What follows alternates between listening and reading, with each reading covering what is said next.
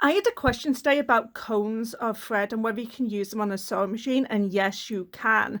So on the larger cones of thread, I use a thread stand like this, and it has a hook at the top, like so, so you can connect the thread, and then you would attach it to the sewing machine as per usual. It's just an extension to kind of like the sewing machine. And another way that you would attach a cone of thread is doing it this way, and you have this awesome little tool in your sewing machine, and that literally goes on the end here like so, and the thread should be coming from underneath and then goes and threads to the machine as per usual. So I hope this helps, so you can use a cone of thread.